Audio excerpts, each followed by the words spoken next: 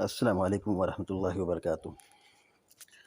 الحمد للہ رب العالمین والعاقبۃ للمتقین والصلاة والسلام علی اشرف الانبیاء والمرسلین نبینا محمد وعلی آلہ وصحبہ اجمعین وبعد۔ وللأربعة عنه إلا النسائي أن النبي صلى الله عليه وسلم مسح على الخف وأسفله وفي إسناده ضعف۔ بلوغ المرام من ادلۃ الاحکام کی حدیث نمبر 54 پڑھی گئی ہے۔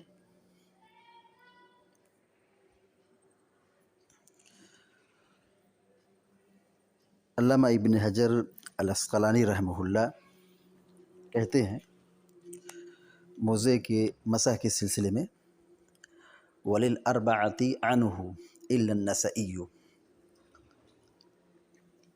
اربعہ سے مراد اربعہ معنی 4 ہوتا ہے، لیکن اربعہ سے جو مراد یہاں پر ہے یا بلوغ المرام میں جو مراد ہوتا ہے سنن ترمذی، سنن نسائی، سنن ابن ماجہ اور سنن ابو داود، یہ 4 سنن کی کتاب ہے۔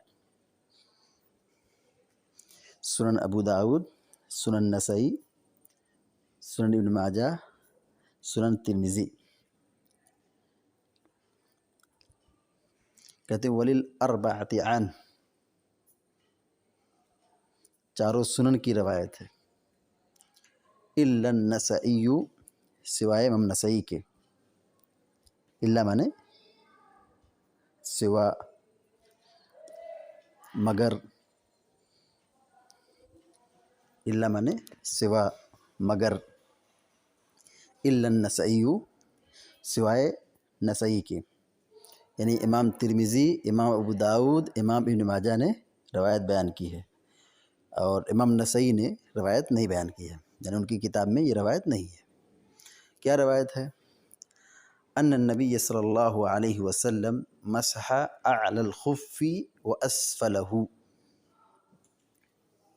سنن ترمذی، سنن نسائی، سنن ترمذی، سنن ابو داود اور سنن ابن ماجہ تینوں کے اندر جو روایت ہے وہ یہ کہ اللہ کے نبی صلی اللہ علیہ وسلم نے موزے کے اوپر اور نیچے مسح کیا۔ مسح مانے مسح کرنا، مسح کیا معروف لفظ ہے، یعنی پیر میں جو موزہ پہنتے ہیں تو ہاتھ کو تر کر کے پانی سے بھیگا کر کے جو پوچھتے ہیں اسی کو مسح کہا جاتا ہے۔ مسح، آپ نے مسح کیا، یعنی ہاتھ کو تر کرنے کے بعد انگلی کو اور کلائی کو پھیرتے ہیں موزے پر، کھینچتے ہیں اوپر کی طرف، پوچھتے ہیں، تو یہ مسح کہلاتا ہے۔ اعلی الخف، اعلی مانے اوپر، اعلی مانے اوپر، الخف، خف کے معنی موزہ، یعنی جو چمڑے کا موزہ ہوتا ہے اس کو عربی زبان میں خف کہا جاتا ہے۔ وَأَسْفَلَهُ، اسفل مانے نیچے، ہو مانے اس کا، ہو مانے اس کا، یعنی موزے کی طرف یہ ضمیر جا رہی ہے۔ وفی اسنادہ ضعف، وفی اسنادہ ضعف، فی مانے میں، اسناد مانے سند، اسناد مانے سند، یعنی حدیث کے شروع میں کچھ رجال آتے ہیں، کچھ لوگوں کا نام آتا ہے جو ان سے اور اس سے بیان کرتے کرتے کرتے صحابی تک اور نبی تک پہنچتے ہیں، تو جو رجال کی کڑی ہوتی ہے اس کو اسناد کہتے ہیں۔ کیونکہ یہ بلوغ المرام میں سند نہیں ہے، لیکن صحیح بخاری پڑھیں، صحیح مسلم پڑھیں اور جو حدیث کی کتابیں ہیں پڑھیں جو محدثین نے لکھی ہیں اپنی سند سے، تو اس میں آپ کو حدیث کے شروع میں کچھ لوگوں کا نام ملے گا، تو جو نام ملتا ہے رجال کی کڑی جو ہوتی ہے اس کو سند کہتے ہیں، اسی کو کہتے ہیں وفی اسنادہ ضعف، ضعف مانے کمزوری، ضعف مانے کمزوری، اس کی سند میں ضعف ہے یعنی کمزوری ہے۔ کمزوری کیوں ہے؟ وجہ کیا ہے؟ کیونکہ اس کی سند میں یعنی جو امام ترمذی اور امام ابو داؤد ابن ماجہ رحمہ اللہ نے جو حدیث بیان کی ہے نسائی کو چھوڑ کر کے، تو اس کی سند میں ایک راوی ہیں ثور بن یزید، ثور بن یزید، جو رجا بن حیوہ سے بیان کرتے ہیں۔ ثور بن یزید روایت بیان کرتے ہیں رجا بن حیوہ سے۔ تو اب امام ابو داؤد رحمہ اللہ ان کے بارے میں کہتے ہیں کہ ثور کا رجا بن حیوہ سے سما ثابت نہیں ہے، یعنی ان سے انہوں نے یہ حدیث سنی ہی نہیں ہے۔ تو ظاہر ہے جب حدیث نہیں سنے ہیں، سما ثابت نہیں ہے، تو ایسی صورت میں ان کی روایت کیسے قبول ہوگی؟ تو یہ ضعیف ہو گئے، حدیث کیا ہو گئی؟ ضعیف ہو گئی۔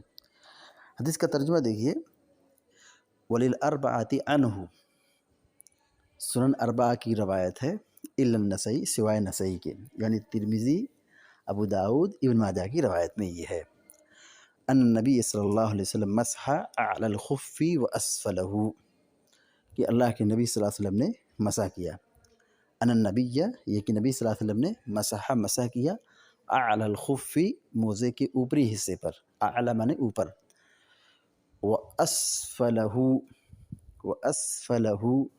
اور موزے کے نچلے حصے پر، اوپر بھی مسح کیا اور نیچے بھی مسح کیا۔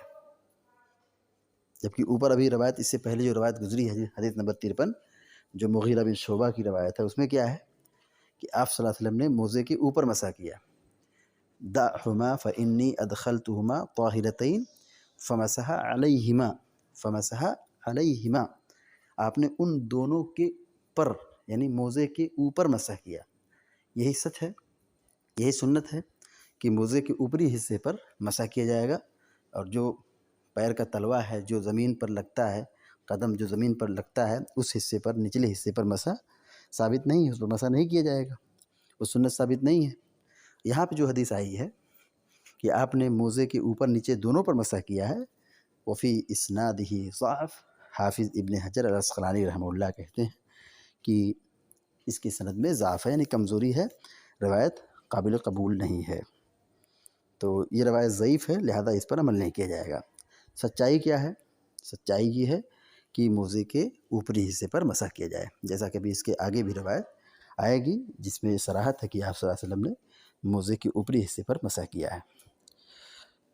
اللہ تعالی ہم سب کو کتاب و سنت کی تعلیمات پر عمل کرنے کی توفیق عطا فرمائے، آمین یا رب العالمین۔ اقول قولی ھذا واستغفر اللہ لی ولکم ولسائر المسلمین فاستغفروه انه هو الغفور الرحیم، وصلی اللہ علی نبینا محمد وعلی آلہ وصحبہ اجمعین۔ السلام علیکم ورحمۃ اللہ وبرکاتہ۔